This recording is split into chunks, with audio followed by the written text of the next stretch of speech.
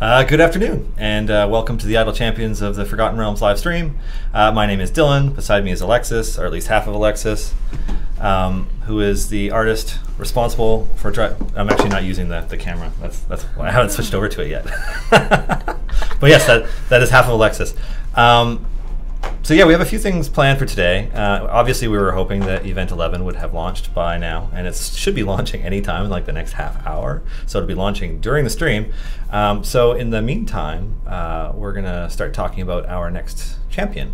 But before we begin, I want to thank Wizards of the Coast and the Dungeons & Dragons team for hosting us on the official D&D Twitch.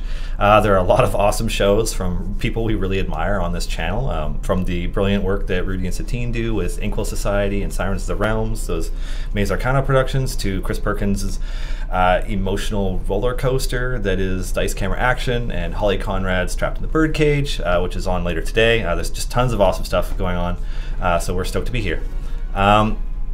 So yeah, I think now is the time to talk about Catti-brie. And to kick that off, rather than showing some gameplay, we will bring up her video after I turn off this song so it doesn't play at the same time. Because that would be real obnoxious. Super obnoxious. Yeah, so here we go.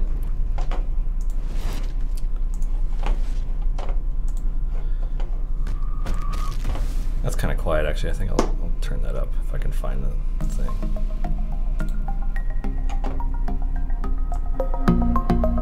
That's a little better. There we go. So yeah, now that this is rolling, you want to tell us a little bit about what it's like adapting one of the more renowned characters in the Forgotten Realms? Well, hopefully it gets a good response from people, because it's a little nerve-wracking to do a character that's so well known, but the process is pretty similar to doing any of the other characters that have concept art. So yeah. A little quiet. Just gonna slide in. Come on. Yeah. So luckily we had like a really good kind of piece of artwork to go off of that's very clear and has all the details and stuff. So I didn't have to, come up with anything on my own this time, which is nice. Yeah, it seems like Wizards is a lot more specific with some characters than others. Yeah.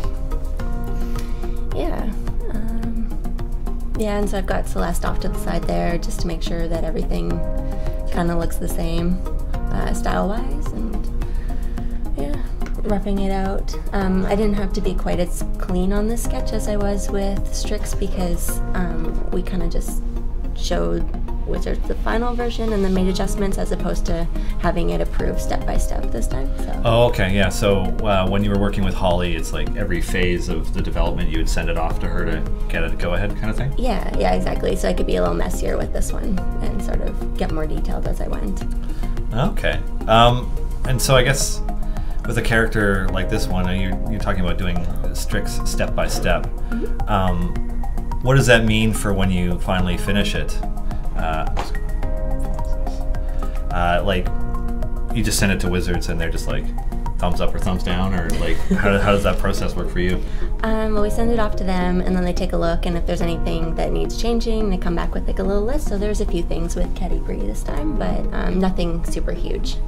Just like I liked the feedback they gave, and I was like, yeah. I mean, they want it the way that they want it. Yeah, it's definitely okay for them to be super specific about, facial features and, well, anything really, but yeah.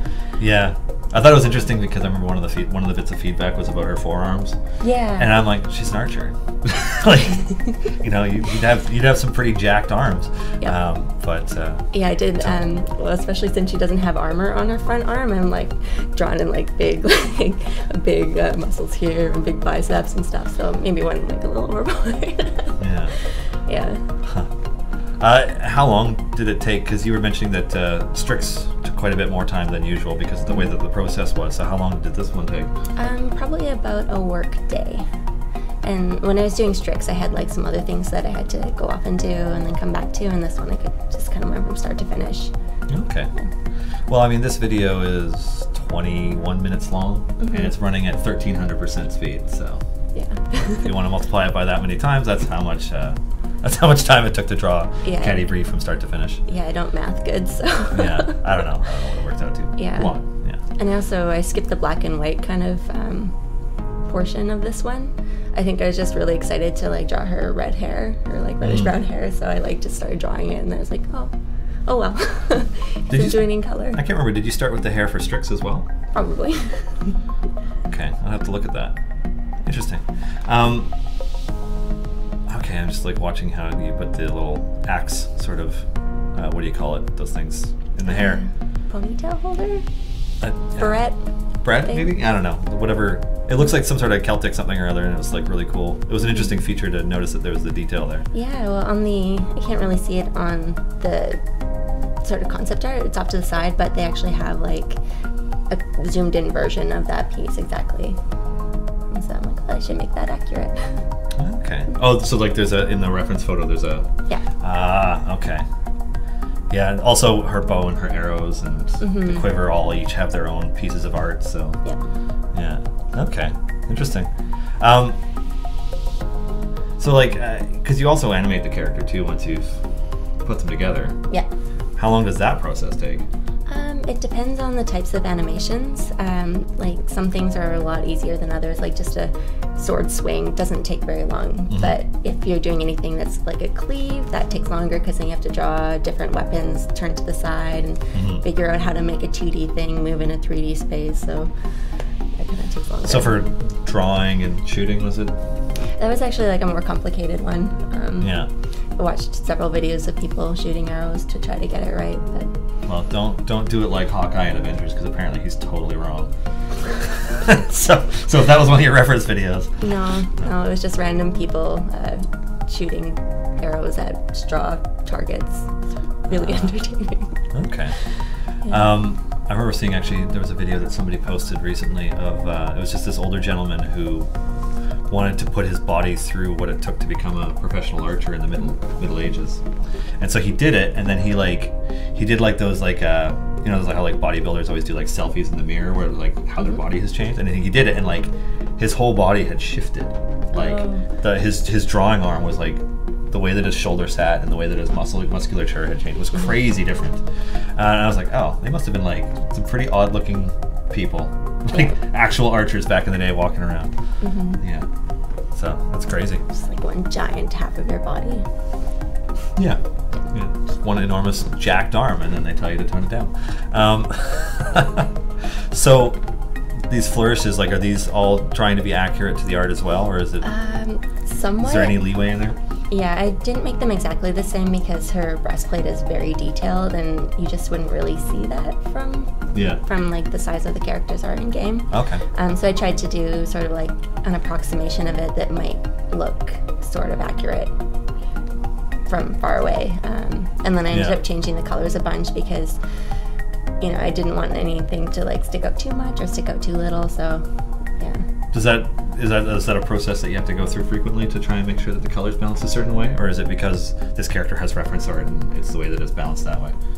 Yeah, I think mostly I don't really have to do that, but because just that one piece is so detailed, it took a bit more of like fiddling with to make sure it wasn't too busy, but you could still see the design. So it's sort of a very specific case where you'd have to play with the colors. Those are longshoreman arms. Yeah. That's funny. So, just thinking about color balance, like when you pick your color palettes, like are you using the swatches that they included with the concept art to start, or do you just pull up the color picker and just kind of find something that you want to work with? I do a bit of both. So sometimes I'll pick the color, and then concept art is maybe a bit more muted than like the vector art in a way. Like it's when the painting's more detailed, it kind of conveys color better. So when you color pick it, it might end up seeming more gray, and so I tend to color pick and then brighten up the color a little bit. Oh, okay. So that it looks, you know, correct in the cartoony version. Yeah.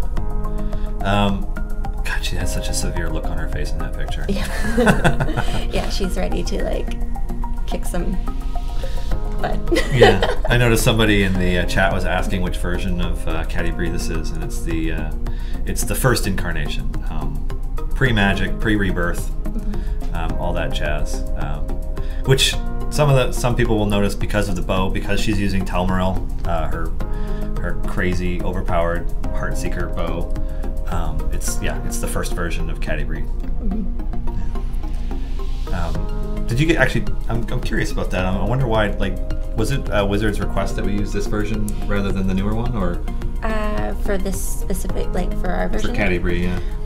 This is the artwork that they sent to us, so. Okay, I so guess so, yeah. they wanted this one. Yeah. Yeah. I was wondering if that was a decision we made or a decision they made. Yeah. I can't actually say if it was like a active decision that we should use this version, or this is just the artwork. Yeah, it's like make it look like this. Oh, okay. Yeah. Cool. So I guess that leaves one companion hall of the hall left to do at some point. Do you know if you're going to be doing that one in the future, or is Adam going to push for that one like he did for another character recently? I'm not sure. Yeah, maybe. I feel like that rock paper scissors thing. Who gets to do the T-Rex? I do. Yeah. Yeah. Yeah. Okay. That is how we decided on the T-Rex. So it's rock paper scissors. No, I heard you win. Yeah. Yeah. You're like, yes. It's like, huh? What's going on? Yeah. Yeah. Yeah. And both Michelle and I are like, oh well, if you want to do it, or do you want to do it? And I'm like, oh, we'll just rock paper scissors. And then it came out. I'm like, yeah. Trying to be polite about it, but really just wanting to be like, let me do it. Let me do it. It's a dinosaur. Yeah. Oh, cool. Undead dinosaur. So. Puking zombies. Yeah. It pukes a lot of zombies. We use that one for everything, like the upcoming trailers that we're doing. Because it's still my favorite boss. I mean, there's other ones in there that are really cool, but I'm just like, I like that one the most. It's like raining, and it's like, ah. Yeah. Yeah, it is definitely like the best thing I've ever drawn. So, it's at my top two. Yeah. So tell me about animating Catti-brie, since we can't show it in this video, obviously. What does that process look like? Because I think you described before how you have to kind of chop up the body after you've drawn it. Yeah, well, I've already, I draw it all in layers. You can kind of see it like on the side, all the different little white squares. So those are all the different pieces of her body. It's a lot easier to draw them separately than to try to fill them in later. Okay. So I can just copy all of them, and then I paste them into Animate, and it separates them into pieces automatically. Okay. And then I turn them all into symbols, which allows me to move them around, and yeah. Okay. And then I move them around. Yeah. How long does the animation usually take? Usually maybe a day and a bit, depending on how complicated. Unless it's Strix and there's a million animations. Yeah, and then more than a day. Yeah. Okay. So this is your 4th champion? 5th. It was Birdsong was the first one, right? Yeah, Birdsong, Zorbu, and Strix and Narak. Narak and Strix. And so this would be 5. Yeah. Okay. Cool. It's interesting. The tartan, I guess, is well depicted in the image. Yeah, and in the image, it's just kind of like a square pattern and stuff. So I just kind of kept it like that. It almost looks like a woven pattern, but I wasn't really too sure. Okay. Cool. Somebody asked if you're Kat's boss. No. Adam is boss of all the artists, and the rest of us are all kind of level. Yeah. I just remember when we were updating the website recently, it's change Alexis to senior artist. I was like, oh, okay. Just, put it in. Well, I've been here for coming up on 7 years, so I guess that's why. Yeah. I'm old in video game artist years now. In video game artist years? 7 years is 50 person years. Something like that, yeah. God, Giant Dwarf asked if we're stoked to be here. That's not even disappointing. I like how bad it is, but it's bad. It's good bad. It's real bad. I was going to ask you what you're working on now, but you probably can't talk about that. Or what you're working on next, you can't talk about. It's exciting, though. We're excited about it, yeah. And obviously, for anybody late joining the stream, the event will come out at any time. At some point during the stream, Justin will knock on the window and give me a thumbs up, and that will mean that I have to restart the client so that I can actually start unlocking Catti-brie as part of the latest event. Did you get to work on any of the other parts of the latest event, or was it champion focus this time and then you moved on to something else? I think I did some backgrounds. Okay. Yeah, it all kind of runs together eventually. This is the list that doesn't end. Yeah. The never-ending list. And sometimes you get to the end of the list, and then there's another one right after it that wasn't there before. Which is good, because then, we have more things to work on. Yeah. Yeah. Cool. Candyman says, no way that you can be old. You're like 29 tops.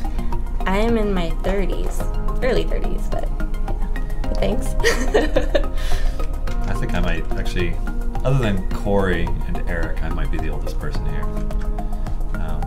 But I'm Hawaiian, so I don't look it, maybe. Maybe.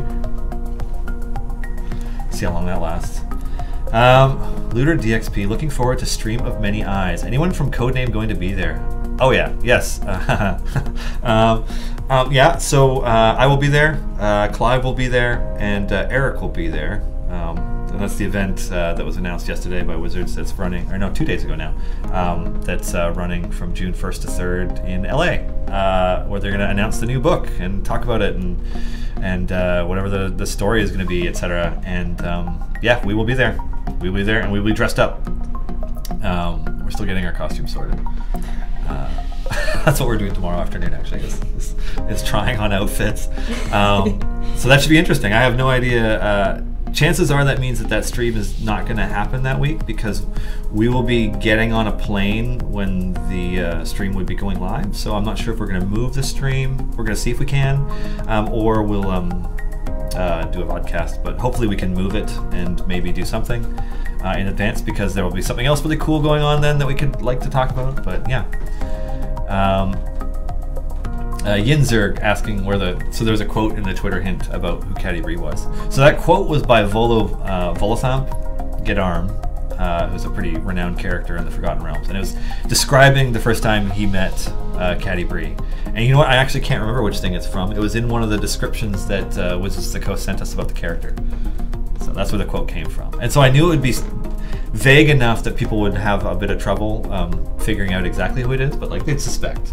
Yeah. And then the silhouette, they're like, well, what other art are they going to add? So, yeah.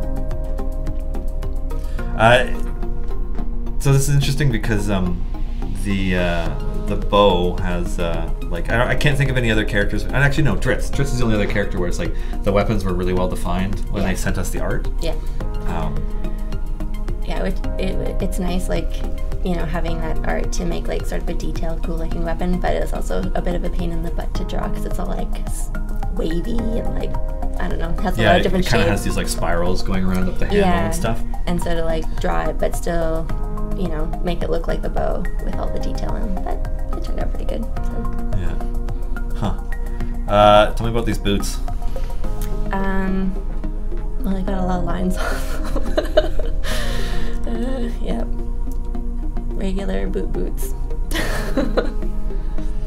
I was thinking when I looked at them when the art first came up, was that a lot of our champions have really similar footwear. Yeah. And this one is not like the others. Yeah. Well, if we can sometimes we take parts from other ones, like often they're shoes. So you just like grab the foot, move it over, done. Or hands, there's another one that we often reuse. Yeah. But this one, no. No, her own set of buckled high heel something or other boots. Yeah. Cool. Yeah.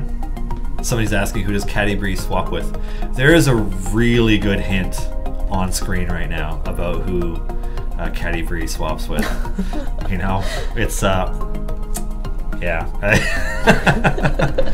That's about as good as I can do. Somebody's asking when Volo's going to be in the game. I have no idea.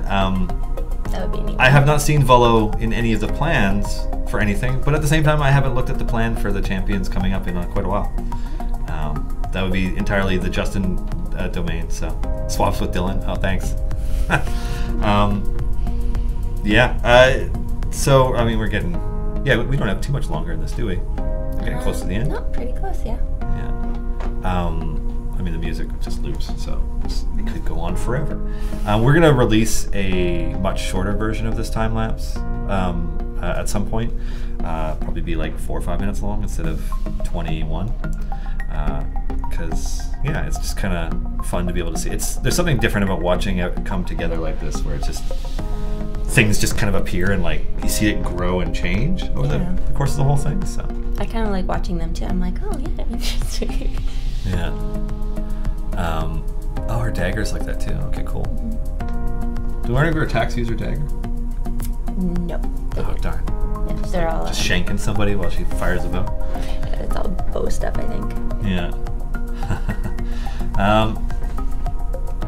Yeah. Anything else you want to describe about it? I mean, I think we've covered a lot over between the last time you were on here to talk about Strix and this. I mean, yeah, the process does stay pretty much the same.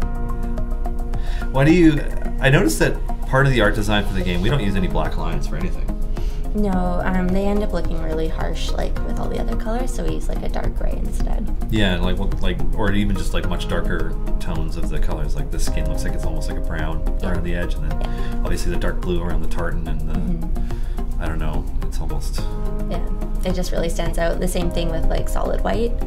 We usually use like a slightly off white, even like an ivory almost, or a cream. Yeah. Okay. Like sometimes for the highlights in the eyes, will be like pure white, but.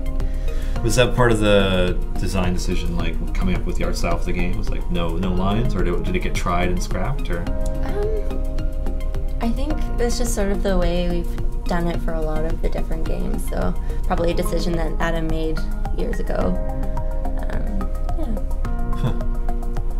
So here we go. Here's that arm muscle coming in. Yeah, there's the muscles. Those aren't in the final version. Well, she has muscles in the final version, but they're just a little less pronounced. Yeah. So, because I noticed that in the armband you put like a little flourish and some design elements in it. Are those things that are already there in the concept art, or like where do you get the option to be creative for yourself in doing a piece like this? I can't remember if it's in the concept art or not, but just sort of the process of drawing it and where to put certain lines. I guess I get to be a lot more creative with the original characters. Okay. That doesn't mean I don't enjoy drawing like the Cattie-brie ripped. Maybe a little bit. Yeah. Yeah. Anyways, yeah, we will be sharing this, and thanks for coming on to talk about it a bit. It's fun to actually get to premiere this before it drops in game, which will be sometime today. I'm not sure exactly when, but I'm sure it will be while I'm on stream and unable to hit send on 50 things talking about it. So that's kind of just how it goes. But yeah, thanks for joining us. Thanks. Yeah. Bye. Yeah. Turn down that microphone and listen to this bumping techno a little longer. So yeah, there you have it. This is Cattie-brie, the latest event hero for Event 11, which will be starting anytime now. I see Mandarb asking whether or not the tavern background is online. We shared the tavern background either last week or the week before through Twitter. Our artist Michelle, who does our monsters, did that piece, and so you can find it. We shared it through our Twitter, and it was also shared through hers. And I believe it's Art of Michelle is the name of her Twitter account. But yeah, that's Cattie-brie. So Cattie-brie is the 4th companion of the Hall to join Idle Champions of the Forgotten Realms. And there's just one more left, who was our 2nd most popular vote when the poll went out asking about who people would want to see as champions. So, yeah. I'll leave this running through one more time, and despite the fact that Alexis is no longer sitting with me, and I will answer some questions.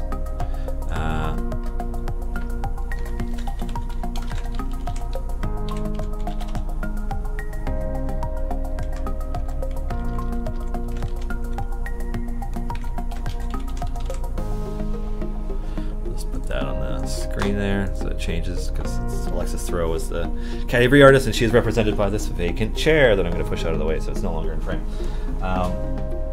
So, yes, Cattie-brie. Cattie-brie's next. Cattie-brie is in the game. People have been asking for Cattie-brie for a while, and the entire time when we're like, we can't reveal anything, etc. She's always been on the list to be coming out right now. Like we have a pretty long plan in terms of. Looking at how far out we look at all the events that are coming and where we slot people in. And Cattie-brie was decided by Justin to be coming out for this event quite a while ago.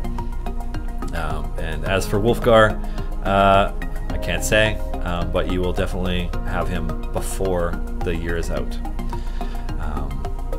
I see somebody in chat asking about why there's a Celeste on screen.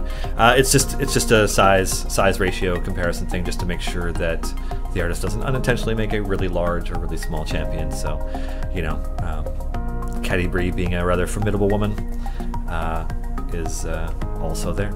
Yeah. Cherry Baby, raise the volume of me or of the music? Yeah. Alrighty, so I didn't read the code correctly. Yeah, it's a Minsk swap is here. Yeah, it almost doesn't look like it's anything, but then you read it and you're like, oh, yeah, it's a good hint. It's a really good hint. I noticed that, I'm sorry I didn't mention this at the beginning, the deck again, but you mentioned how you want more statistics, and we talked about it during our morning meeting today about how our fans want more of every kind of statistic in the game, and more live statistics, and more, you know, and so on. You know, we really appreciate the feedback about it. Like, we're glad that people are saying that. Oh, my phone's vibrating. I'm just gonna turn that off. Yeah, so, oh God, I love watching these come together. It's so cool. So yes, we know that people want more statistics. I can say that there are a lot of features that we want to add to the game. There's a lot of things we want to add to the game, and there are a lot of things that we want to expand upon. Some of them are things that you guys know about, like the chests potions update went out earlier, but obviously the tanking and healing update, the offline gold gain update, etc. All these things, you know, we're chipping away at them. It's one of those things where our content schedule is dictated out enough that it's about fitting these things in when we can. And yeah, we're gonna aim to do a little more with that, hopefully sooner, but we have some announcements to make related to that are not quite ready, and then we'll give you guys a better idea. I know I basically just vague booked a whole bunch of crap at you, and it, like, might have even really said nothing, but I guess at the end of the day, we are very excited about a lot of things that we have to share, and like we're like so close to being able to share some of it. So who wants to talk about Stream of Many Eyes? Not that there's a huge amount of Stream of Many Eyes that I can talk about, because it is an event. It is in LA. It is, you know, it is going to be a lot of fun. I see Lauren just linked, Lauren Obo Crazy just linked the link to the official Stream of Many Eyes page on the Wizards site. But yeah, 3 days of live streaming, cosplay, storytelling, etc.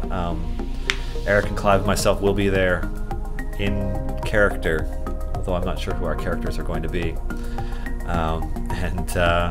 As well as I think pretty much everybody else. I mean, it looks like quite a few shows were listed. I mean, if you haven't clicked that link, it's you know, they're doing live shows of, it looks like most D&D shows.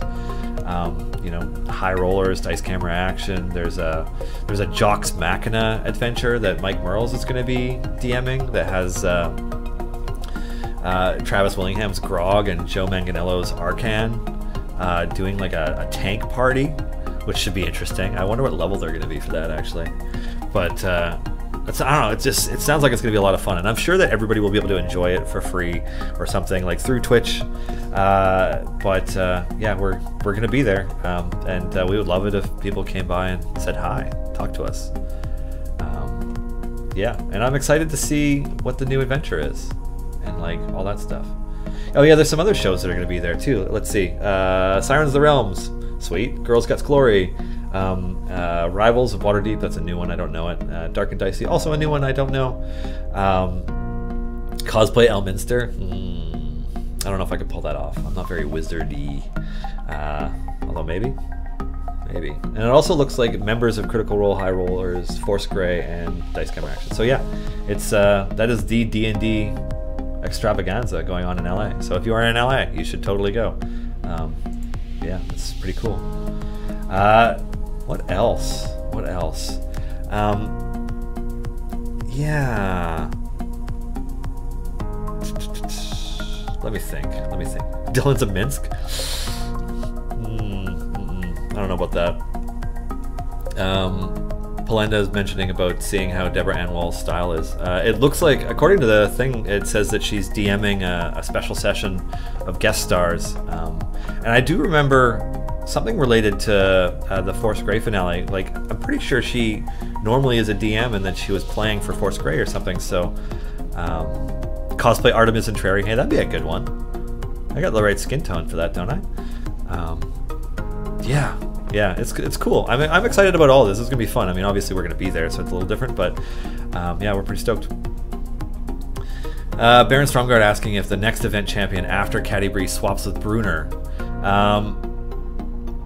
You know, I honestly have no idea who the next character swaps with, because I don't know if we have gotten that far in the design. Like, I know the general design of the character is complete, but it's got some review processes and some other stuff to go through first. So I don't know. I don't know if that character will swap with Brunner or not, but I look forward to talking about it at some point. Just hold the head. Any plans to fix the screen resolution? 1080p windowed on a 1080p screen is bigger than the screen. You don't need to keep posting that, buddy. That's just feedback I can pass along, because I haven't found that to be an issue for me. But I know that 1080p full screen works fine, but maybe the 1080p windowed mode is 1080p for the game screen and then also the window outside it, which is like a little bit too big. I don't know. I'll pass that feedback along. Yeah, what else we got? Alrighty, so I got a backlog of questions that I haven't got into, so I'll start digging into these, and then when this video wraps up, I'll switch over to my game view and I'll let you guys tell me where to go. Lostian86, are we ever going to get another core champion soon? Are we ever going to get another core character soon? Core characters are not something that we're going to be dropping on a really frequent basis. You know, they're rewards for challenges and gameplay. You know, Dritz, if you're new to the game, Dritz is like a month out for you. And so yeah, I mean, we have talked about other core characters. We haven't talked about who they would be necessarily. I can say that there will be more, but I can also say not to expect them with huge frequency. Like, you know, releasing them every couple of weeks, 3 weeks-ish through the events is something that we enjoy doing. So, Magenta shirt. How long is the plan, measured in time and measured in heroes? That's a very good question. The last time I looked at it, we had this year's events more or less planned, and probably at least half of, or two-thirds of the champions where they were coming in planned as well, with some gaps, because we leave room for some things to happen. I know that's a little vague, but it's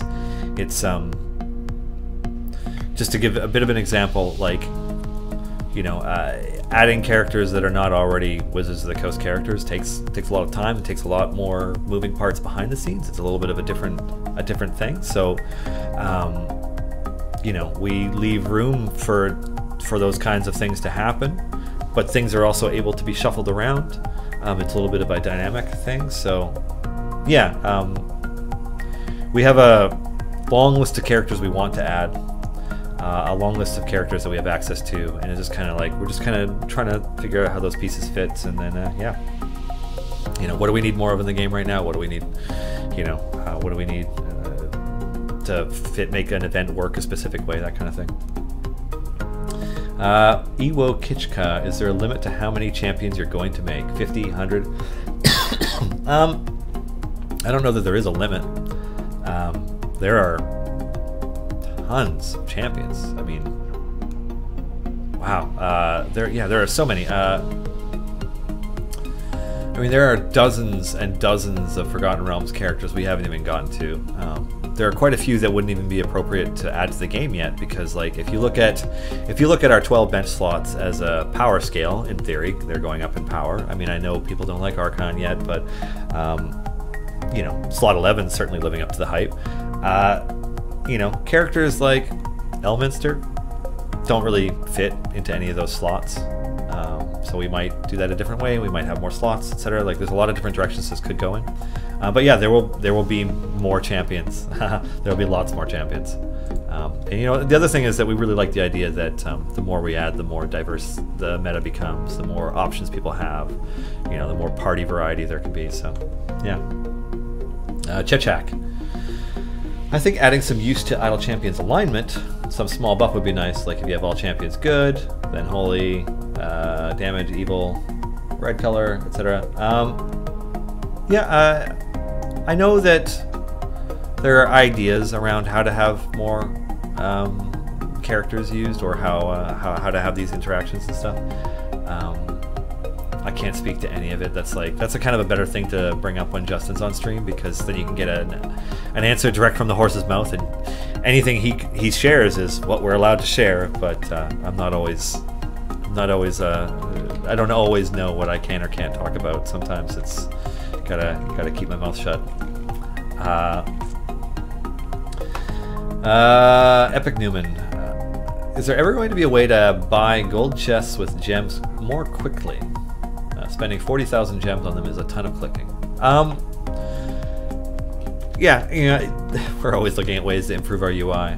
If you have a UI related question or a UI related thing that you really want to push for, the best person to bug will be Dave, who hasn't been on stream in a little while, so he's due. So if you're listening to this, Dave, you're due for a stream soon, so you can talk about UI and all these things. Yeah, but yeah, I'll pass that along, Epic Newman. Thantanos, the Thantanos. Alrighty, any info on how event champions will be kept relevant with core champions, since core champions get more item levels over time? Yes, it's called power creep. Justin can speak better to it, but yeah, I mean, the idea is that as champions come out, they're relevant at that point, regardless, you know, assuming that you're using your core champions and that they're always getting better. So, yeah, there will be power creep. I mean, the real trick is balancing it so that they don't come in too powerful or too weak. And that's not always an easy mark to hit. Hence the, you know, champions balance update at some point in the future. Scorpius. Would it be possible to make it so that each champion has its own natural enemies, as in a small private buff against these enemies? I don't know about every champion, but certainly, you know, both Minsk and Zorbu have favorite enemy. You know, it's very much a ranger thing in 5e. It's funny, we try to stick to 5th edition D&D as much as we can, but obviously it being an idle game and scaling infinitely and just the way that this kind of game is designed, we can't stick too closely to those rules, because yeah, you're never going to hit people for gajillions of damage, you know.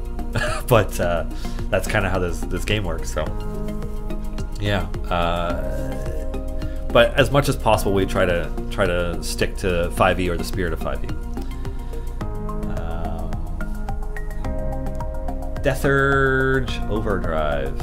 Is there any chance we could have a potion to shrink the UI portraits and buttons so they can all fit on the screen without having to scroll over? Well, I mean, that's a UI thing, so I'll just save that for Dave. But a potion for it? I don't know. I mean, maybe we'll just tweak our UI. Giant Dwarf. Why do you hate Dritz with now 2 champions of the hall as events? Might as well get it out of the way. Well, I think it's one of those. I think it was more that we wanted Dritz to be a reward for people who play the game, and we made it so that every character can get him at any time, provided they put the time in. Whereas Regis and now Catti-brie are, yes, they're event characters. And spoiler, there's a very good chance that Wolfgar will be as well. And that rewards people who play the game over the course of the year. They'll get more opportunities. And at some point we will have another way to earn champions outside of their events, but we haven't quite got to that point yet. But we don't hate Dritz. You know, it's, yeah. We don't want his companion of the hall buff to be freakishly overpowered. So obviously it kind of seemed a little weaker to start because it was just him and Brunner. But you know, it's creeping up. Eventually he will be, hopefully, the OP Dritz that we all know and love. Garwar, what do we need more of? Dwarves. More dwarves! Well, we have 2 so far. We have 2 gnomes and, you know, 2 tieflings, 1 dragonborn. Yeah, we could have a little bit more racial diversity in our game. There are quite a few races from 5e that we haven't touched yet. There's no Goliath, there's no Azamar, there's no, you know, there's all kinds of stuff. All the monstrous races, there's none of them on our side. The Aarakocra that is Ashara is probably our most exotic one. But yeah, I mean, who doesn't like more dwarves? Dwarves are sweet. If you've never played a dwarf, they're awesome, by the way. Especially if you're a mountain dwarf and you have your 2 strength and 2 con to start, which is way too good. You saw nothing. What are the chances of reintroducing old event characters? They're very high, but they probably won't be for separate events.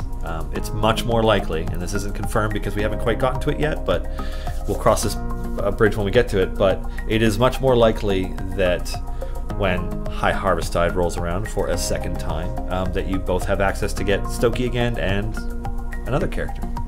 So that's a very likely thing, not a guaranteed thing, because I don't know. I mean, Justin might change his mind or some other thing might happen instead. Kamir Hegba, when will you create Kelvin Blackstaff? Blackstaffs are kind of powerful. I mean, should we even have one in here yet? They're kind of strong. Yeah. Crown of Horns, will you be adding more achievements? Yes.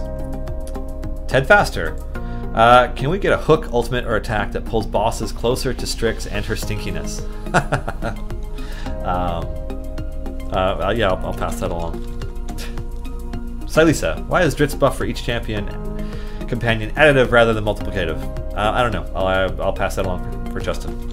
Or maybe, well, no, Justin's trying to finish Event 11 and get it out the door. Yeah, maybe Erica can get me a better answer for that. But yeah, I don't know. Until you said that, I didn't know that was the way that it added up. I assumed it would have been multiplicative, but... Erithil, will we ever see special new spots? I'm not sure what that means. Well, we have the option to expand the slots in the campaigns. Oh, so you mean like for the formations? Is that what you mean? Like new spots where you can put a character in that does whatever? Alright. Game view it is. Solo game view. And I'll put on some music so that, because why not? Because silence is killing me. You can hear my air conditioning overhead, and it's like, we've like done our best to fix it, but like there's just a vibration that we haven't quite been able to solve. Yeah. So. Will we ever get Tasselhoff, Mike Hermit? Well, we're not, this isn't Idle Champions of Kryn, so maybe not. I don't know. I don't know that that'll happen. Alright, Baron Stromgard. Why was Gromma excluded from Ashara's exotic races buff? Hey, that's a good point. I'll pass that along to Justin. I don't know why. Obviously, turtles are very exotic. Nomad84. Hey Dylan, speaking of UI things, would some way to review or reread the story and conversations from completed mission variants be considered a UI feature request? I'd love to be able to read through that stuff at my convenience, since I seem to always miss at least some portions while playing. The journal is kind of painful to use, especially for older stuff. I agree. That's a bit of feedback we've had a few times, and I will once again relay that to the team, because certainly we don't want to waste anything by not having access to it. Again, we put a lot of effort into events, and we have writers that put a lot of effort into writing the game. So, yeah. Mars of the Manor. I'm just going to take a drink while I'm reading this one. Can we expect another half-orc champion before the end of the year? Since Ash cannot give her second bond to Krond, obviously. I don't know. I don't recall seeing another half-orc in our upcoming champion list, but that doesn't mean that won't happen. Yeah, so I'm not sure, Mars of the Manor. Maybe, maybe not. Phantanos. Thank you for your explanation of power creep. For example, Dadius has become less powerful than Calliope for me, despite a significant investment in him. Will occasional balance patches hit these old event champions? Thank you. Can't wait for CB hyped. So yeah, I think for me, like, Dadius was better than Catti-brie until Catti-brie got a second golden epic, and then it was like that was the tip for me. but I think he's still better for some characters because his base buffing for int champions is higher than her base buffing for just everybody. So yeah, it's going to vary from player to player. But yes, I don't know that how often we'll be doing balance patches because I'm not quite sure how much is involved in that for Justin. That's a better question for him. But certainly that's, you know, we're aiming to bring all of them kind of closer together into a smaller range of power levels across everybody when there is a eventual balancing update. So, all right, next question. Cassius 335. Will Cattie be able to focus on ranged attackers? Seems a waste if all her shots get absorbed by the front rank enemies, same as everybody else's. You know, I'm actually not sure. I have only had a cursory look at her abilities, and it was definitely before they were confirmed. And some of her abilities were definitely things that players had either suggested or requested to us as features or as parts of the game. So I'm excited to see how that plays out, but I really don't know. Yeah, sorry I can't share more, because I'm not sure what the final thing is that's going to make it into the game yet. Like, I don't have that info. I will find out likely sometime in the next hour while on stream when everybody else does.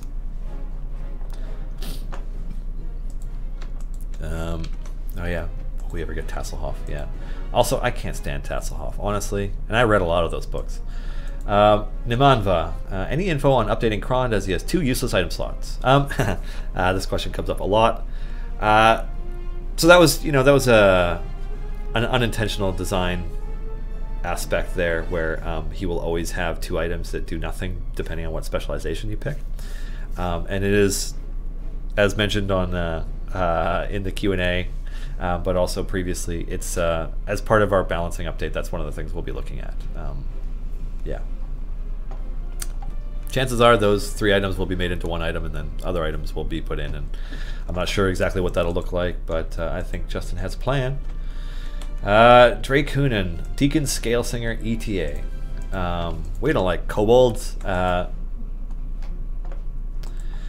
OBSX, is Dragonlance a part of the Forgotten Realms? No, not really. Dragonlance is from the world. Those characters are in the world of Kryn, which is different. I mean, like, you know, many of the races are a bit different there. I mean, the Drow don't live underground, I don't think, in that one. They're just dark elves in Kryn. But yeah, it's, you know, it's all part of the same multiverse. But yeah, it's not the same. It's not the same world. The Forgotten Realms is, you know, like, we're all in. We tend to focus on Faerun. And while, yes, Strix is from Sigil, Strix has spent a fair amount of time in Faerun as well. So, let's see. Colette, any chance of a hard mode of the campaigns we've already got? Smaller gold gain for extra crystals. So you're wondering if you could up the difficulty of a variant in order to increase the rewards? I can pass that feedback along. I know, you know, because we tend to release increasingly more difficult variants as you know, the game lives longer as we continue to live service it. So you know, the most recent difficult variants like Durable Deep, which was a nightmare to finish, are extremely challenging even to the top, you know, couple % of players. So we're going to continue releasing more and more challenging variants and coming up with new ideas for that. But I don't know if we have plans to add an option to increase the difficulty of a mission that you're already doing in order to increase your rewards. But I can pass that idea along. An Hour to Kill. As another Wizards title, what was your personal opinion on Sword Coast Legends? No comment. Arnorian, which is to say I don't know anything about it. Don't know the title. Arnorian, formation naming option and maybe a click-through on completion screen so we don't have to watch the gold favor tally up. Not that long, but even a few seconds count when farming. I can pass that along. I don't know if we'll do that, but I'll pass it along. Naming formations, I mean it's only 3 formations. 13th Justice. Could we see a choice in click damage? I know different magic was suggested, but I'd like to see thrown or ranged weapons, returning hammers, axes, knives, arrows, magical arrows, ice, fire, holy, etc. It's an interesting idea. I will pass that along as well.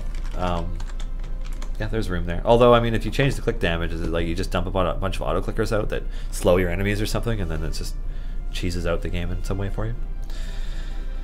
Idle Champions of Dark Sun when? Oh, in my dreams, apparently. That would be awesome. I love Dark Sun. I'm not the only one. Dark Sun and Eberron are just wonderful, wonderful settings. But yes, we are still currently very much focused on the Forgotten Realms. Alrighty. Suggestion from Dio Godino. Bosses could have a chance of dropping special items, such as potions of polish and blacksmithing. We're not going to have bosses dropping potions of polish. I'm sorry. You know, the idea that they could have expanded loot tables might carry some weight that I could pass along, but potions of polish. Is there any plan for an Aasimar hero? I hope so. You know, I don't know how many canonical Aasimar characters there are for the Forgotten Realms. I can't think of any off the top of my head, but that does, you know, that's my knowledge of the Forgotten Realms is not as good as it is of Kryn, unfortunately. Yeah, because the character that comes to mind is Yasha on Critical Role, but like we don't have access to Critical Role, so I guess we will have to wait and see. Oh. Alrighty. Let's see. Just waiting for that. Okay. Mars of the Manor, how's that campaign going, Dylan? And can we get a Discord channel for talking about general D&D? Yes, I can add that. I'll make a note. Fallen Aasimar, Hexblade, Warlock, Darkfire Savior. I like the way you're going. It's funny because the two characters I play are an Aasimar Cleric and a Shadar-kai Warlock. And I have often thought, I'm like, I wish it was an Aasimar Warlock instead. Because Aasimars are fun. I like them. Yeah, I just got a note that the update is live. Yeah, let's see if I can update the game. The music will go dead for a moment while I try to do this. Let's see if this is ill-advised or not. Probably have to exit Steam, maybe? Yeah, I'll exit Steam. Thanks, guys. I love it when it goes live while I'm here. Twin guided bolts. Yeah, yeah. I don't know. I mean, I sometimes have a hard time picking races because there's just so much stuff. Like there are just so many cool options in D&D, right? Like I can think of a half dozen characters I always have kind of like in some sort of completion where I'd like to roll this character or this character or this character, you know, for the next one that I play. Update queued. For those wondering about the update, I did exit Steam and restart it again in order to download it. So let's pull this game back up and Powers wonder, are there any plans for crafting, or were blacksmith contracts it? I believe Justin mentioned at one point that like we might do some kind of crafting, but I'm not sure what that would take. There's a lot. New event, The Running. So the event is called The Running. And you might be like, what, why?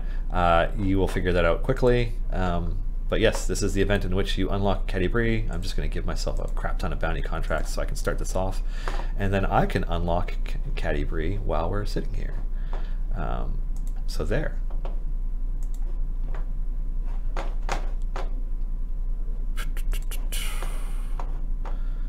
Oh yeah, I ended my free play only at some low level of favor. I know. 5 hours, wow. I guess that's when I turned it on this morning. Blink. Here we go. Let's do this.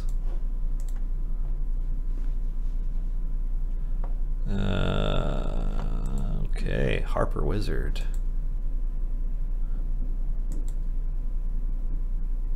Cool. I think I will put on. I know what I'm gonna do. I'm actually in it, Justin. Thank you. I'm gonna do this thing because I still have some of these. Because then I will just nuke my way through it and not have to really think about it. Yeah. How about you can update click damage, and then yeah, that'll just push its way through for me, and I won't even have to think about it. So yeah, everybody else is probably updating their game now too. Hey. Moose Changer Pat, what's your favorite piece of character gear? Totally the it's like, what is it, the pristine pile of garbage or whatever that Strix has is my favorite one, because it's just a pile of garbage. That's sweet. Yeah. Oh yeah, people are talking about Catti-brie stats now. Yeah. I know Jason Hawk that this is like, yes, I wasted a potion, but I'm just like, this way I don't have to sit here clicking, and you don't have to hear the sound of my mouse clicking while I'm playing. But tell you what, I will put that song back on, because that song is so good, and it's just in your head all the time. There we go. Click on that crow. Oh wow. Regis. Oh, what? Oh, I get it. Isn't it an arrowhead? It's basically an arrowhead, right? Alrighty. Nimanva, didn't Catti-brie have a sentient sword named Catti-brie?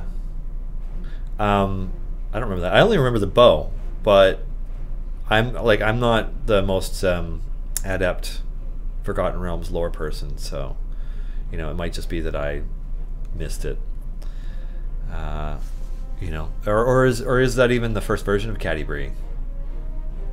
I'm sure it has it on the wiki. I mean, the characters have all had some pretty cool stuff at different points. Like, we don't have the crazy like ghost dagger thing that Regis got at one point that like has the soul of a lich in it or whatever it was. So, OBSX, are there any plans for daily quests or achievements like finish Area 30 with only one character? I know we've talked about stuff like that before, but I'm not sure if we know how to, if we know how we're going to put that in yet. Oh, this is a nice forest. This forest was likely brought to you by Alexis, who was on stream earlier. Yeah.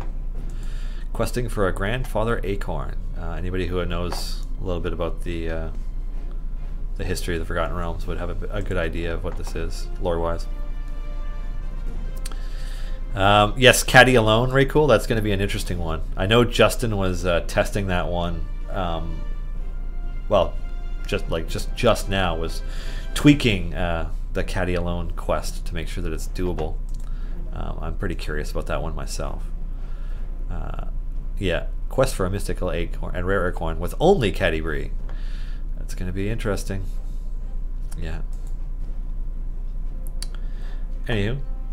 Yeah, so OBSX, there, you know, it's something likely to happen at some point, I'm sure, but it's one of those things, like, that's the kind of feature where it's a it's not something that we would announce in advance if we were going to put in some kind of daily quest system or something, but it does not ever hurt for any of you to give us that feedback, because like if it's something that a lot of our players really want to see in the game, it has a much greater chance of happening, and of the priority shifting to make it happen. I mean, I don't know how long or how many times we said that we probably wouldn't do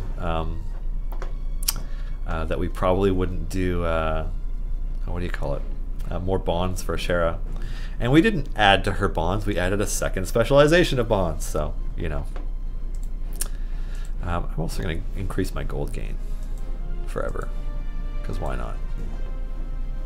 Let's speed this up. Let's get me some characters and get this finished. That's one durable fallen log. Oh, there's a raffle going. What's in this raffle? Let me check. Oh, this is for a Minsk and Boo DLC. That's a good one. That's a really good one. That's a great one even. I would go so far as to call that a great one. Crimson Gamer, can you add a borderless window option so I can play the game full screen without it minimizing every time I click on something on my second monitor? I will pass that along. That's a common request. So yeah, I will make a note. I have made a note. Is that an old question? Oh, that's an old question. I was looking in the wrong section. That's a question I didn't answer last time we were on stream. Sorry. Sorry. 2 specs make Ashara necessary 200% of the time. It certainly makes her better. That's you know, some good stuffs. Yeah. Yeah, just Nayeli and Regis and Bruner just moving through. I always forget that you start at 0 favor with an event each time, and it's just kind of like, you know, it's just kind of like. So, what else would people like to know? Did I give an update on our? Yeah, I guess I gave an update on our office campaign through through the weekly Q&A, and then I guess I'll go into the weekly Q&A stuff because we go over a lot of things in it that tend to be questions that people ask. So yeah, Jugeen Gadir, critical hits. Yeah, Catti-brie can crit. People were asking us about crits before, and so we have now added a character who can crit. I know it'd be interesting if every character can crit, but there's some design elements around it, and that was at least some of the new technology being added. So let's see. Update in the office campaign. Where did we leave off? Everybody knows that Kat's character got murdered by Strahd, right? Yeah.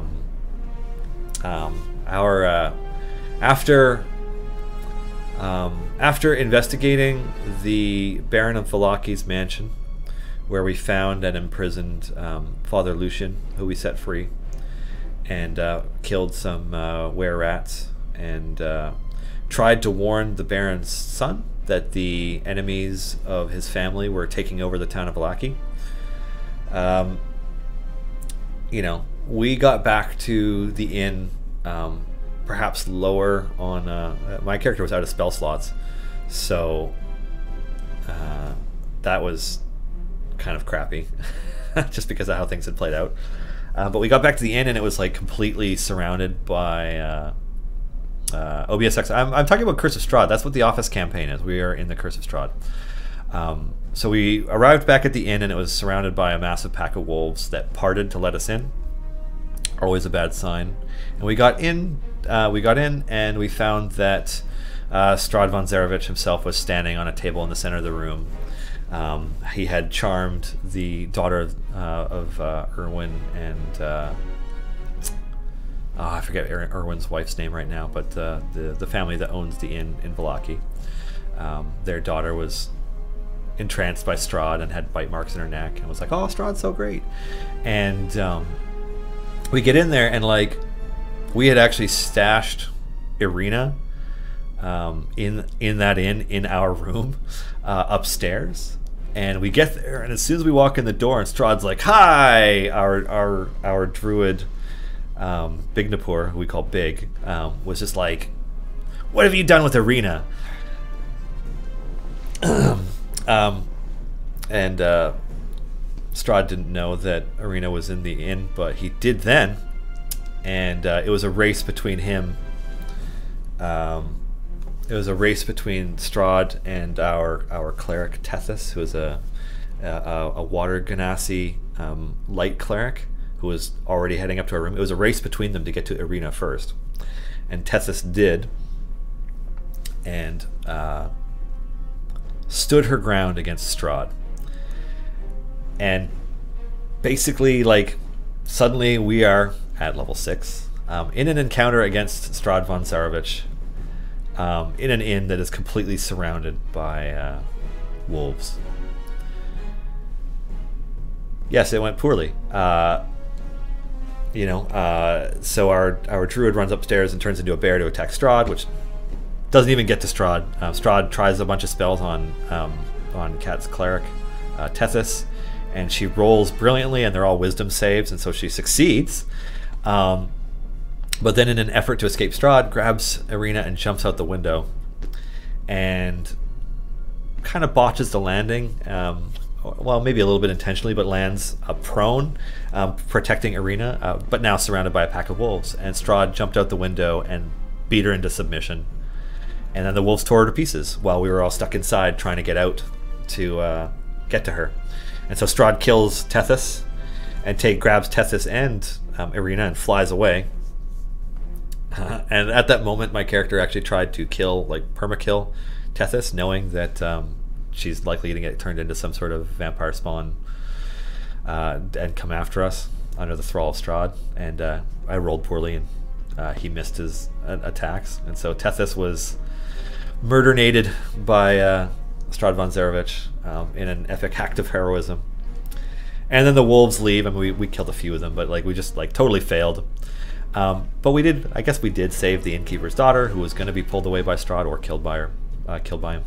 And so they fled Vallaki, and we fled Vallaki, and short one party member, and about a day's travel out of Vallaki, heading to our allies in the Keepers of the Feather, who are they're residents at the Wizards of the Wine winery. They make all the wine in Barovia, which is a pretty sweet place to be, I think.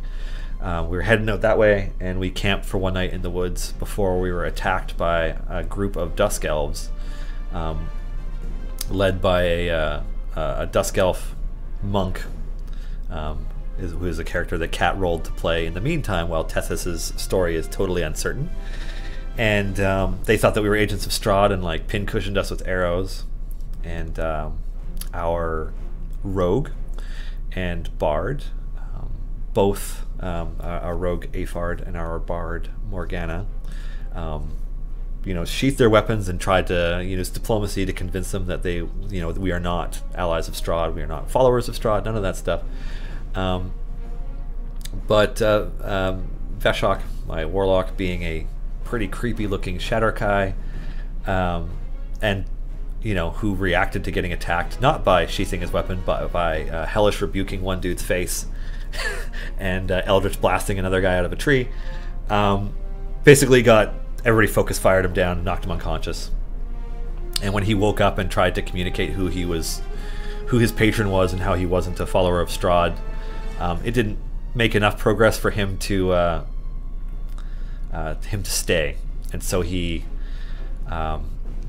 used the Shadowkai that I rolled is from the Unearthed Arcana version that went out for test probably a couple of years ago now, sometime last year maybe.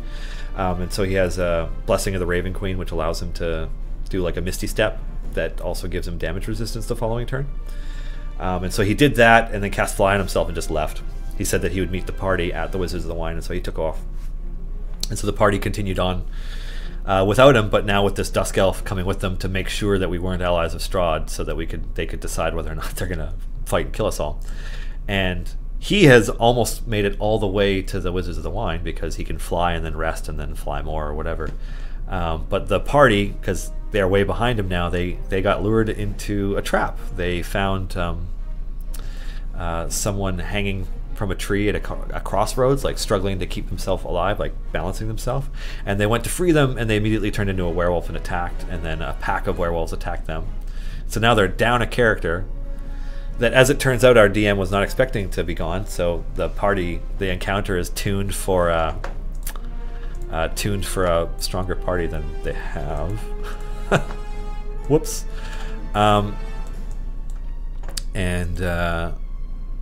Yeah, so that's kind of where it's at right now. One werewolf is down, but at the same time, the other 4 have made it in, and our bard has been bitten and kind of mauled and panicked and thunderwaved and blew up a bunch of people, but unfortunately mostly did damage to our rogue and not to the werewolves, who all succeeded on their con saves. And so they're in the shit. We had to wrap up combat so I could come here and prepare for the stream. But we will, I guess, either continue it tomorrow or maybe next week. But then we'll have to take a break because Peter, who plays our rogue Aphard, is going on vacation for a couple weeks soon. And in which case, it looks like I will be DMing a party doing something completely different for a couple weeks. It's just sort of like a one-shot while our current fellowship, having totally been defeated by Strahd and fled, comes up with their plans, and yeah, that's kind of where we're at. So I know that was a little bit long-winded, but that is the full update. That is where the office campaign is at. So yeah, Veshok is almost at the Wizards of the Wine, and the rest of the party is stuck fighting a pack of werewolves. And they might even be more pissed at him now, but he's kind of pissed at them. Like, they're button heads. He was only just starting to like them when everything went wrong. So, thus is the story of the ill-fated, the struggles of Raven's Radiance, which is the name of our party. So named for basically for Veshok's patron, the Raven Queen, and Tethys's god, Lathander. So, yeah. Alrighty, back to questions. Colette, any chance we could deploy familiars during dialogue, please? It's a small issue, but it can be very important on some of the harder missions, like the one where you cannot use Brunner. That's an interesting point. I will make a note. It would seem to me like, at a glance, a very positive quality of life thing, but I don't know if there's something else to consider. Exurez. Hey Dylan, will it be possible to minimize characters from the UI that you do not use? I find myself misclicking a lot. This is a very common bit of feedback, and we're not quite sure exactly how we want to address it yet, but it's definitely known, and I'll pass it along again, because it's one of those things where what's the word I'm looking for? You know, I'm not sure how it's going to be addressed. I guess it's the best thing. Phonics48, any chance of a lunch game stream in this time slot some week? You know, I don't know that we'd ever considered that. They tend to be shorter. Like, we don't usually do it for more than a half hour, 40 minutes, because like we're eating and like some of us are going to grab food and stuff from the start. Like, we rarely play for a full hour. But I don't know. I mean, I could pass it along to the team. Maybe we would do that. It would be kind of funny to have a separate one where it's like our group. Yeah. Cat's in chat right now on Art Monkey. But Tethys, yeah, I guess if your character's unconscious and Strahd bites them with his legendary action, your character instantly dies. Period. So it's like we could not save her, which definitely like it aided our characters, right? Like, even though my character is a jerk who does not at all respect other gods, he had respect for Tethys because she was a strong warrior and, you know, was much more helpful a lot of the time than some of our party members. Big. Excuse me. Oh, my throat. Anyways, I don't. Yeah, we could. I don't know if we'll record them or if we do a stream or something. But I mean, we can consider it. I mean, it's an interesting idea. You can see how amateurish we are, and like as we like draw our maps and like, you know, we're joking around and being a pain in the ass. We are not our peers. So you know, if you're used to the content that you see on this channel, or you know, maybe on Geek and Sundry or on Penny Arcade, when they're playing D&D, we do not play that level of D&D. There are no voices. We do not role play much. You know, we are quite descriptive of what we're doing, but we're also like eating our lunch. So, alrighty, Wind Riven. How to get all items to golden? There is not currently an option to have all your items be golden. Golden equipment cards are currently only available through purchases, and so sometimes they are a reward for having purchased a certain type of pack, but they are all directly purchase related. That's the biggest distinguishing thing we have between free-to-play players and people who pay to play, is that you have access to get these items that have increased your items, but certainly everything in the game is completable without them, so it's not like you have to get them. But we appreciate it when you do, because hey, these lights are on and I'm streaming right now because of you. So yeah. OG17, was the lunch D&D fun? Sounds unfair several times over. Well, you know, it was an interesting thing because like I wasn't sure how my character would react to getting like singled out like that. Like the diplomacy worked for the rest of the party, but not for him. And he would already have a little bit less faith in his party because, you know, of how sound our defeat was against Strahd. Because, like, I mean, we're level 6. Of course he kicked the crap out of us. But, you know, thinking about, like, okay, he's already a little unsure about this group of people now, even though he was starting to like them. But one of the ones he probably liked more is the one that got killed. And, you know, that, and then like getting beat down and the rest of the party is just kind of there, but like nobody else is fighting them, just they're fighting him. He would feel alienated, and you know, he's already feeling inadequate and weak because you know, there was nothing he could do against Strahd. He felt powerless. And he was literally powerless because he was out of spell slots, but also like there's nothing he could do. Like he couldn't do more to help. So you know, it's putting him on a bit of a path to become more powerful, and I don't know how positive that's going to be. For people who were paying attention when Kat was drawing the character on stream last week, I think, or the week before, where he had Ezek's arm, like, yeah, he has an idea of how to get that arm attached to him, and he's probably going to pursue it because he needs more power. That's kind of where he's at. So it was definitely like this week has been like a bit of a breaking of the fellowship kind of week, you know, like we just lost an important party member and we got split up, and you know, the group's a bit fractured, so we'll see how it comes together. Ready. Archimedes 94, deal an option for familiars to click through dialogue. Emphasis on options, since I know many won't want it on. I could pass that along. I have no idea if that's the kind of feature that we would be like, yay or not. Power sorter or powers worder? I'm gonna go with power sorter. When's the best time to use scrolls and open silver chests during an event? During the first run, the second? At the end, when you're as close to your wall, when your progress is slowing down dramatically, that's when you use them, because you get. I mean, the gold that you get is based on your progress, right? So the further you can get before you use them, the better, and then it'll just help you increase your favor. That, or if the variant or mission is extremely difficult and you need to buy characters right away, use them at the beginning and then buy some characters to get rolling. In terms of scrolls, like equipment contracts, whoever your main is, like the main DPS that you use the most, you put it on them.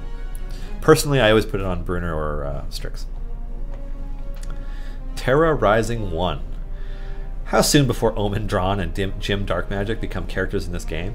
I'm mostly joking. That would be really cool, and certainly we love Acquisitions Incorporated, but Acquisitions Incorporated is owned by Acquisitions Incorporated, of course. So yeah, we haven't we haven't even talked to them about it yet, I don't think. You know, it's yeah, that would be cool, wouldn't it? Gainsk.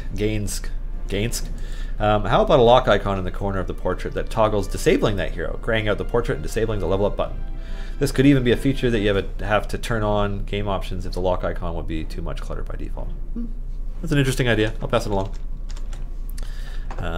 Okay, so Ashara time, huh? It's Ashara time. Sweet.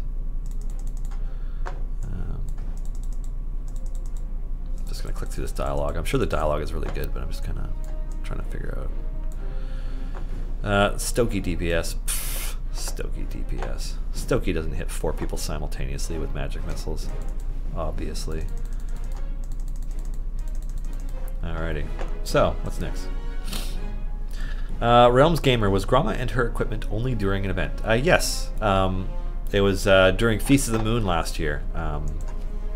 Gromma was created as part of Wizards' 2017 Extra Life campaign, and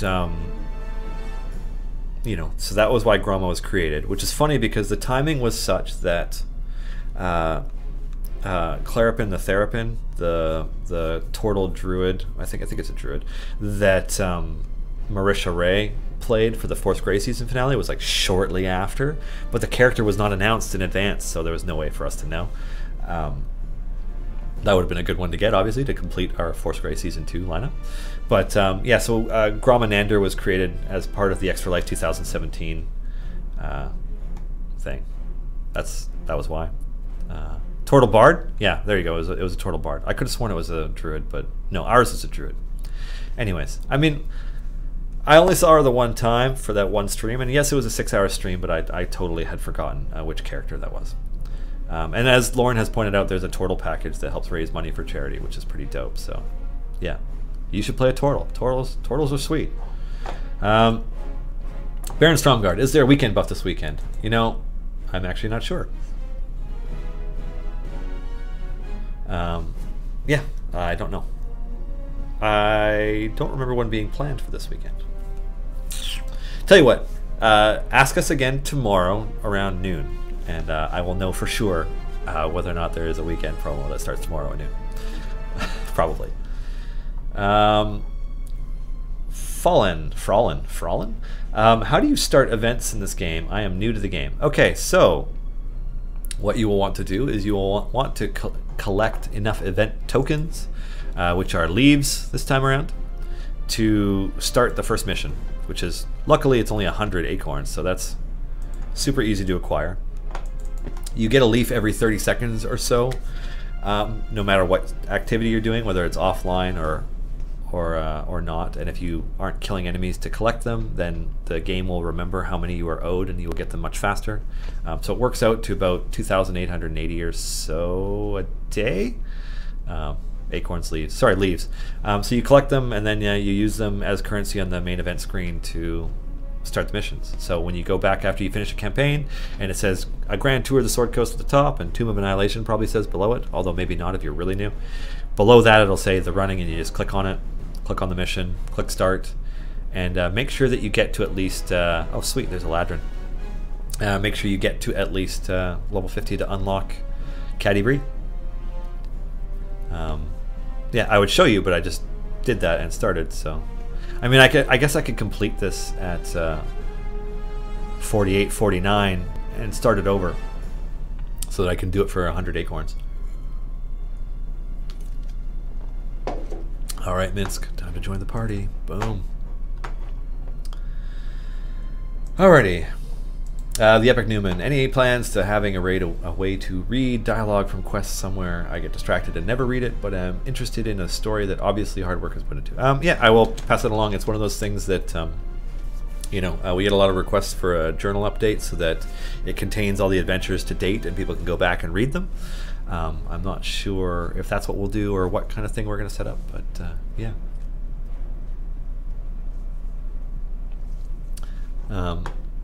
Sorry, I'm distracted by those like chat channels for work and other things going on. Just making sure that nobody's telling me don't say this thing or don't do this thing or you're fired or whatever. But yes, lots of notes to pass along to the team. They love it when I pass along lots of notes. Totally, they totally do. Okay, what's next? 19 AC with a shield at first level. Yeah, I hate it when people do that. It's funny actually. Because given that Peter is going on vacation and we're at a pretty interesting pivotal story moment where our team is like pretty fractured, it gives us a good time to have a break. I'm debating what criteria to give the office team for the one shot or the much shorter campaign that I'm gonna be running, because yeah, I already have a good idea of where I want them to start. We're talking about doing some stuff from the Tales from the Yawning Portal, but I'm not sure exactly if that's what I want to be doing. But I told them I would give them the criteria for how to make their characters for Monday morning so that they could create them next week. And so I'm still debating that. Yeah. Not sure yet what's on the table. It's a fun one. It's been a while. I haven't actually DM'd since 2003 or 2004, so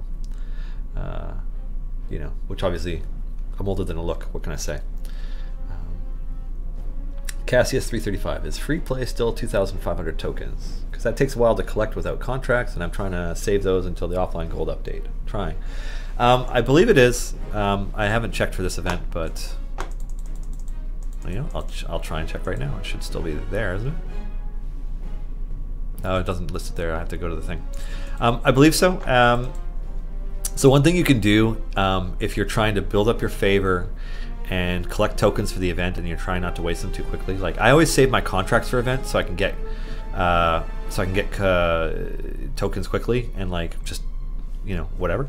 But play the opening mission that costs 100 tokens up to 49 and then reset it, and then obviously you won't complete it, but you can do it again. Build up your favor, and then, you know, do that maybe three times, 4 times, and then after that you should have a decent enough amount of favor that you can probably buy everybody and actually level them up in decent ways. And then you can push real far and just get a real head start on your favor for the other missions, so that you're not burning your contracts too quickly, or burning up all your leaves, as I should say.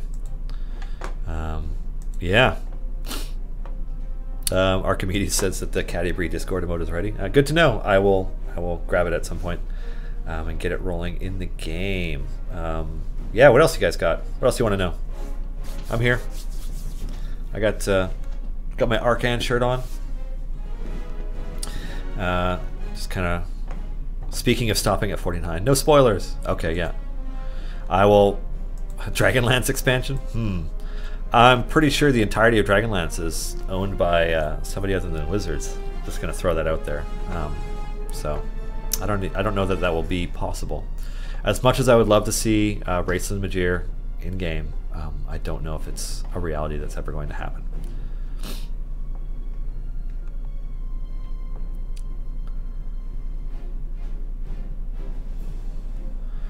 Oh, how was the event I went to last week? Oh, yeah, I forgot about that. So there was no stream last week. It was long. So myself and another staff member at Codename Entertainment, Nick, who manages the Bushwhacker 2 team, we were elected to represent Codename Entertainment and the video game industry at the kickoff of Creative Industries Week in British Columbia, which was held at the BC Legislature. So, you know, the Premier of British Columbia was there, you know, the heads of the party members and all the politicians, but also a lot of bigwigs who are involved in the industry, from everybody from people who work in the movie industry, like there was, you know, there were Fox executives and people who worked on Deadpool there, and there actually was a Deadpool, the costume was there, as well as like all the television productions that are in Vancouver, etc. All these people were all there, and we were just kind of there chatting about video games, representing the video game industry, talking to politicians, and what I learned was that the politicians who are running this province, almost all of them have played D&D, although almost all of them said, "Oh, I played it." It was either the first iteration of D&D or like the first iteration of Advanced Dungeons and Dragons. Like they all played it decades ago. But at least one very well-known politician in this province spent 10 minutes totally talking Nick's ear off about every version of Civilization. The guy has played a lot of Civilization, which was awesome. Yeah, I was just kind of sitting there. I'm like, wow, this guy's a nerd. And I'd say that as somebody who loves playing Civilization games. They're great.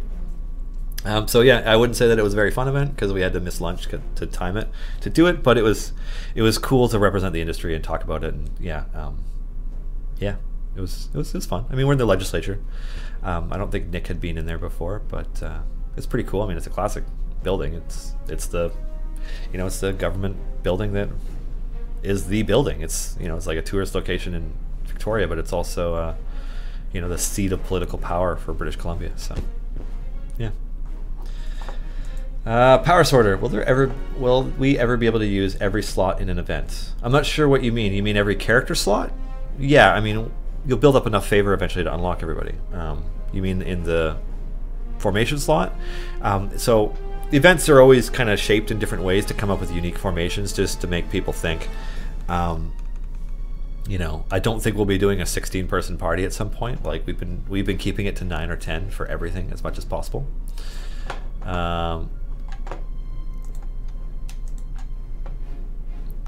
Just gonna, I wasn't, got me talking and I didn't click complete fast enough. Yeah. Oh god, I failed the grandfather acorn. I guess I'll have to do it again.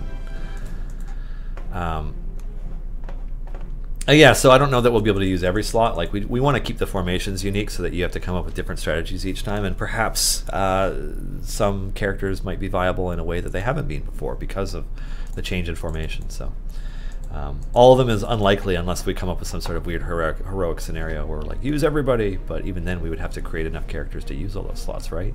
You can only use 12 at the most right now anyways. Yinzer.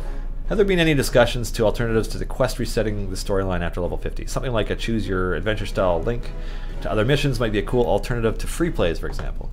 I'm not really at liberty to say how any of that has been discussed, except to say that yes, we have talked about adventures past 50 levels or other iterations, but like nothing is even remotely set in stone or anything for any of that. Like we haven't come up with anything definitive, so it would definitely be premature to go into a discussion about it. You know.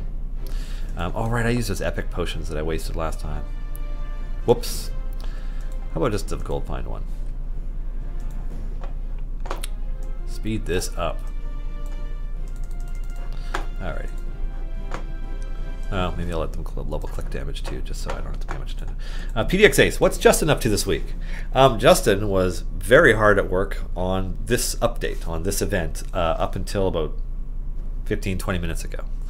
We were targeting yesterday for a launch date for it, but it was apparent pretty early on that it wasn't going to happen. We had some new tech to add to the game, so both with the final boss of the event, but also with the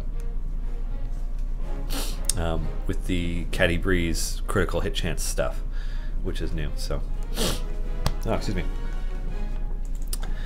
So yeah, that's what Justin was doing until right then, and then he is also buried pretty deep in planning for the next event, the next update, the next character, and other stuff I can't talk about. So Justin is busy. Tribal Sage, any chance to see Strongheart, Warduke, or Kellic? Well, there's always a chance, but yeah, the adding characters is such a tricky thing.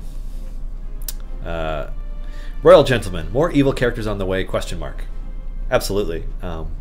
We noticed when we did the extra evil weekend, we're like, oh god, there's not nearly enough evil characters in the game. So yeah, we will fit some more in. Artifacts Sparrow, what does a purple health bar signify? I believe you are speaking to something that happens later in this event.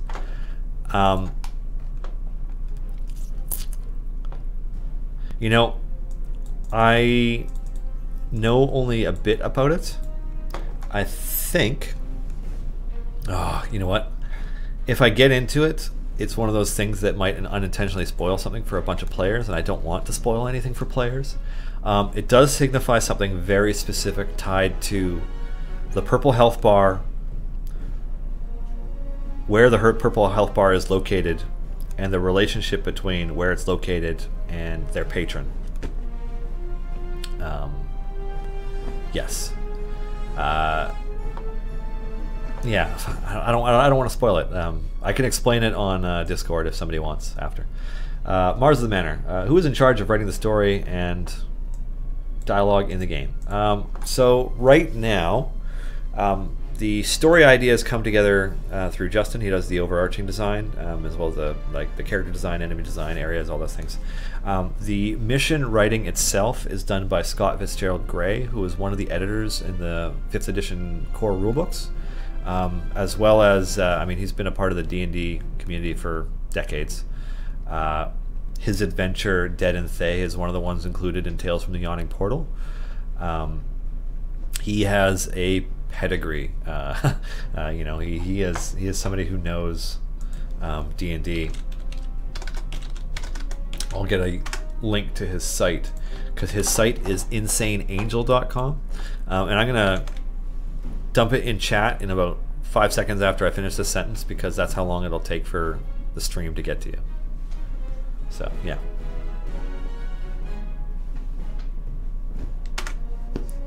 Yeah. So yeah. Scott Fitzgerald Gray's website is insaneangel.com. So yeah, he knows D&D. We actually had him as a guest on stream back in, I want to say, February. Yeah. Royal Gentleman, any plans for maybe Twitch drops? What do you mean maybe Twitch drops? You mean like tied into the stream for Twitch drops? Sorry, I'm not on the same page with you right now. So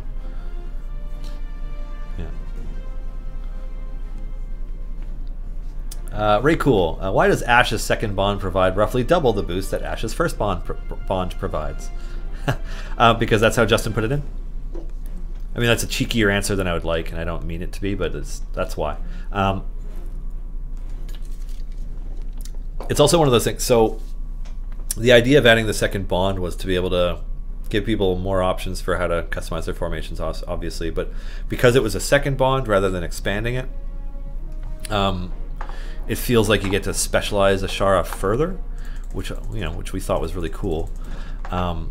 Initially, we weren't going to go with it being exactly twice as good, but it was an unintended side effect that we like, so we're keeping it, just because it makes birdsong formations viable for some players and some other stuff, right? So we like that it helped further diversify the meta, so it's pretty cool.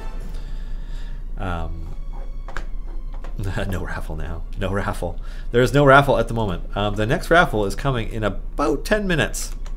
And the next raffle will be for a Pseudo Dragon Familiar DLC pack. It's the Premium Familiar DLC pack, the one that has a whole bunch of potions and stuff in it that are pretty darn good.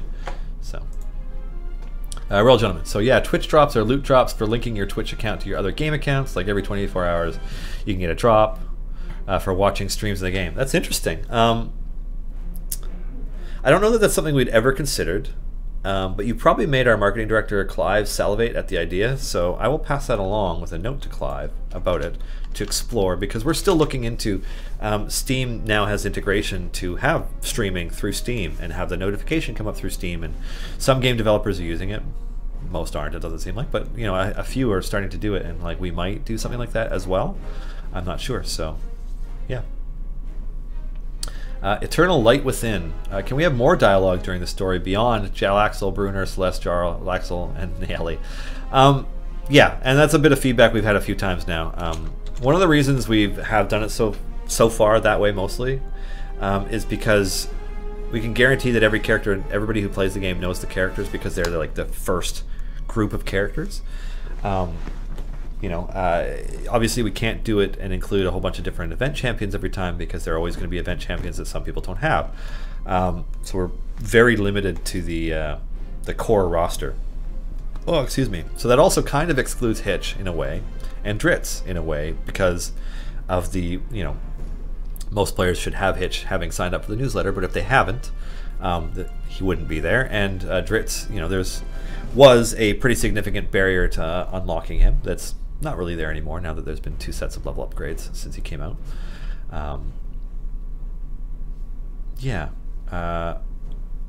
But yes, that's feedback we've had before, and I'll pass that along, because it would be nice to have more people talking. Silisa, will Ashara's base race bonds be increased to be the same as her second racial bond strength? We are not planning to do that at the moment. Tribal Sage, why Regis over Celeste? Just curious. I think honestly it's just that's how it fit at the time that we came up with them.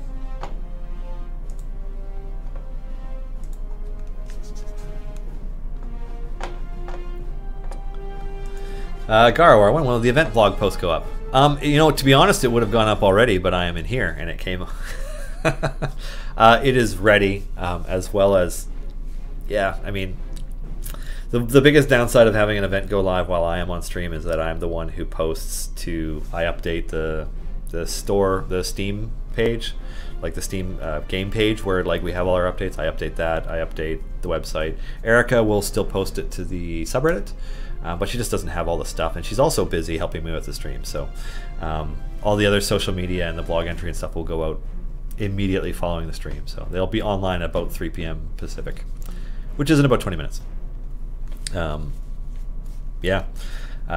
So ideally it would be up already, but yeah, I am here.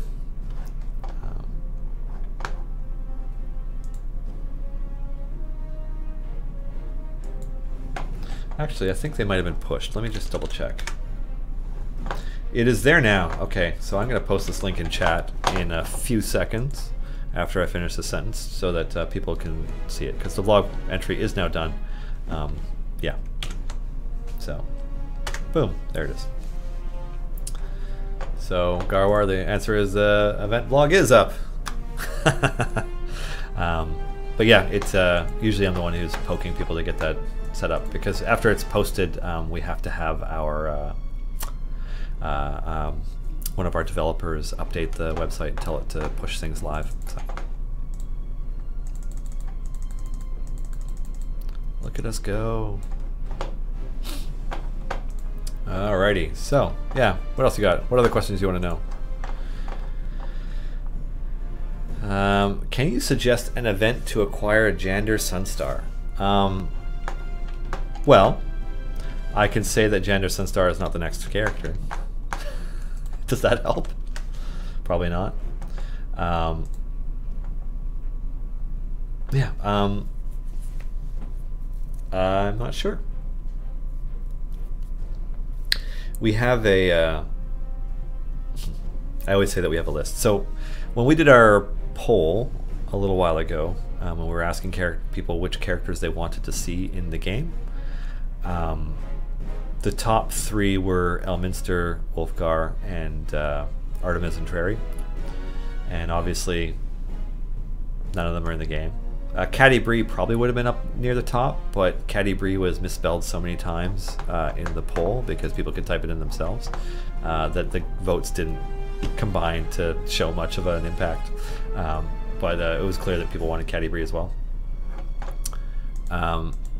Yeah, I mean, there are more characters we want to add.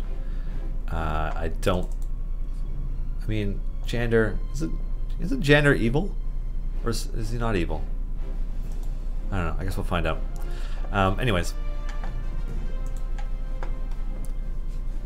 Alrighty. Have new distractions been tabled with all the new content, or does my clicking side wait in anticipation? We built the assets for them. We haven't added them to the game yet. So they're coming.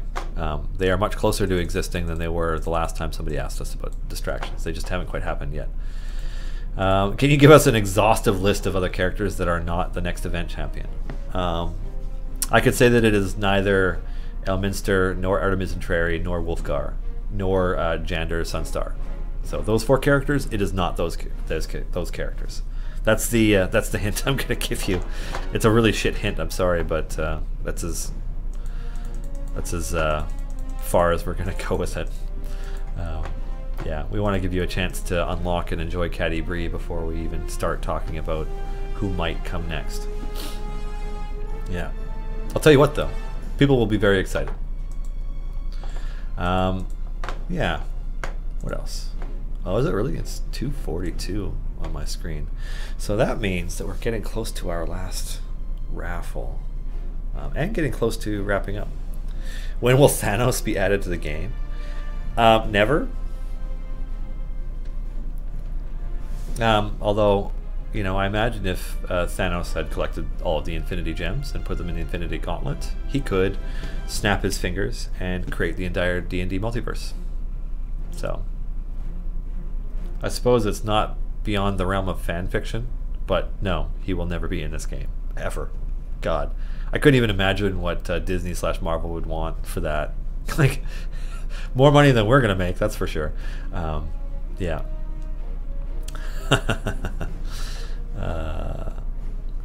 PDX Ace, will we ever get Mr. Gray in your studio and have him on here for a Q&A? We have had him on for a Q&A. Let me just look up what date that was.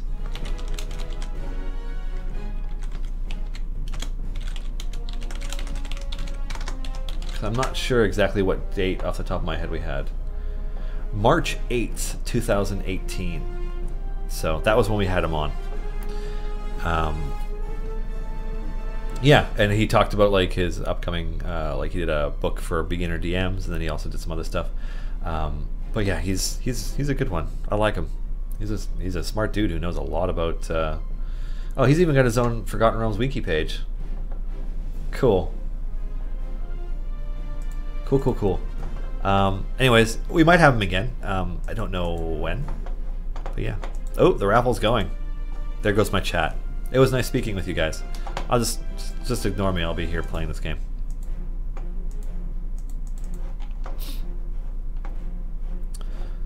So stoked for the stream of many eyes. It's gonna be a lot of fun.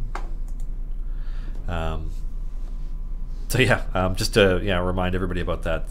When the stream of many eyes happens, because it's June 1 to 3, we will be flying out on May 31st, our flight leaves the airport, takes off at the time just before when our stream would normally start on a Thursday. So we will already be gone at that point. So I don't know if we will either be moving our stream. Maybe if we're able to, we might move it, but otherwise there probably will not be one that week. There will be one the week following, and there's obviously going to be one for the next 2 weeks, but yes, chances are May 31st stream is canceled. There will be another event starting around that time, I believe, as well. I think that's how that's going to work out. Yeah, there's a few more updates this month, but I believe another event will start close to the end of this month will be the next one after this. So 5 weeks from now, I don't know, a while. Yeah. Cattie-brie Bonaducci with his pet squirrel Percival. Yeah, we don't have crazy super powerful characters so much in the game yet, right? Like, there's a reason that Mordenkainen's not in this game, and it's because it's Mordenkainen. It would be way too much. Yeah. So I don't know. Does anybody have any questions about, I don't know, the Eladrin that are currently in this event? Have you seen them yet? They're pretty cool. I saw Michelle drawing them. They look good. They're very, very passionate elves.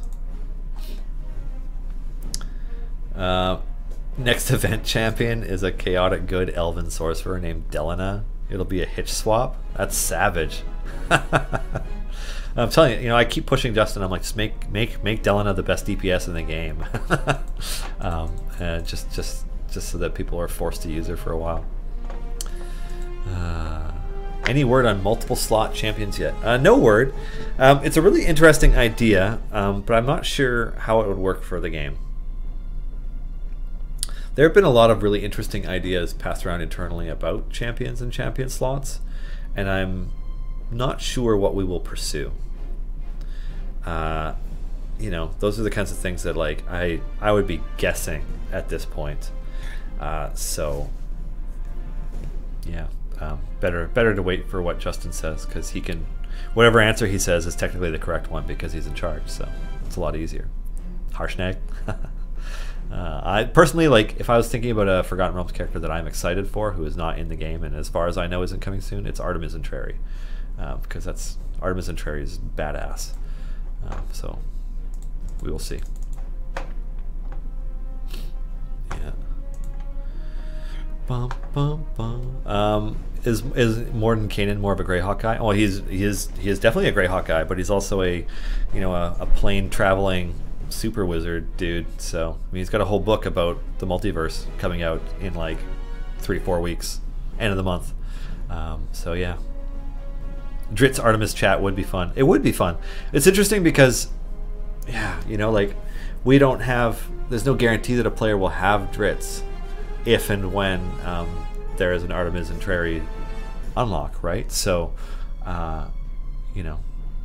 doing their dialogue would be interesting, but they certainly don't like each other, and they have good reason not to. So Mars the Manor, any plans this year for another new element to be added to the game, such as the introduction of familiars?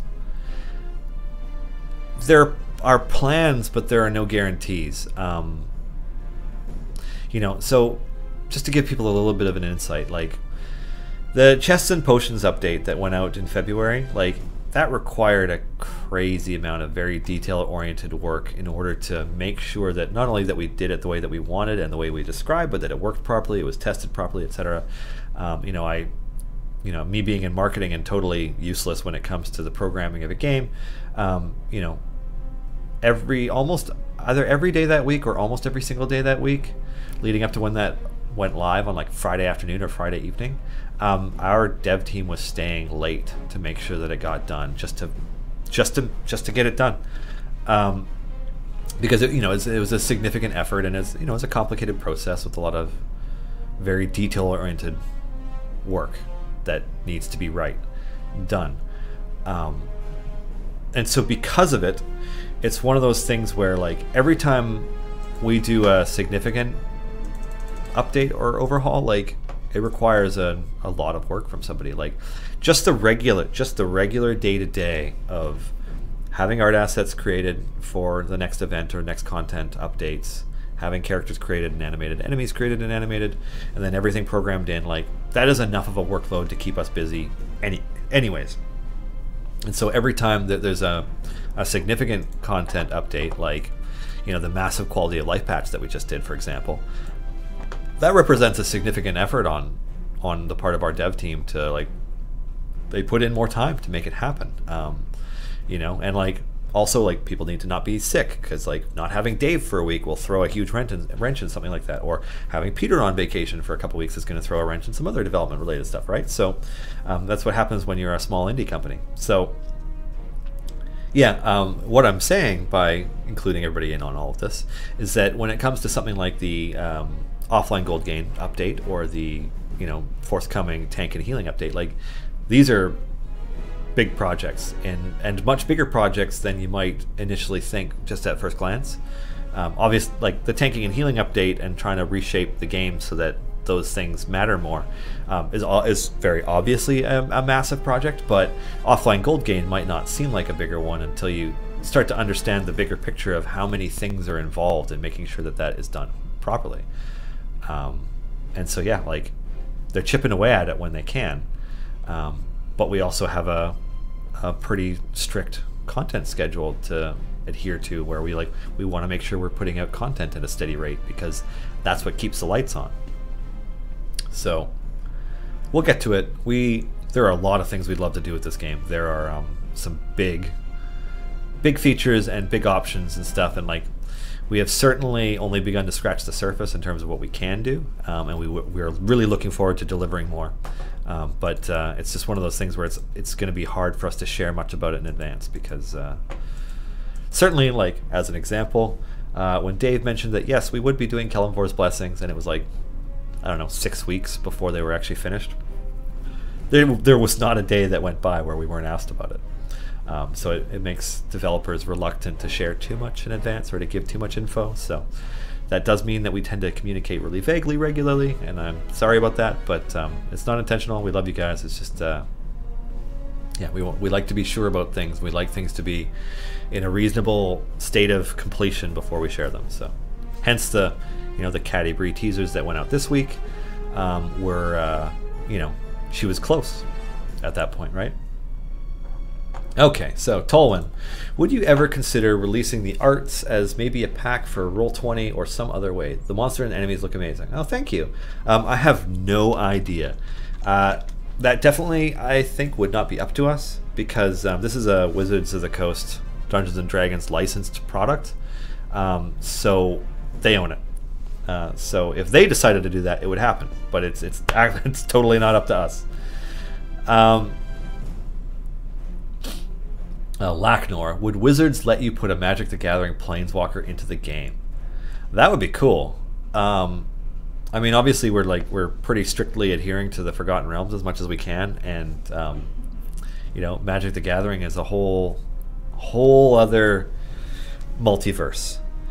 But you know, as somebody who was a Magic player for decades, I mean, they're Planeswalkers. They travel between universes, so you know, it is totally not beyond the realm of possibility that Planeswalker could planeswalk to Faerun or any other part of the material plane or anywhere else, the Shadowfell, what have you.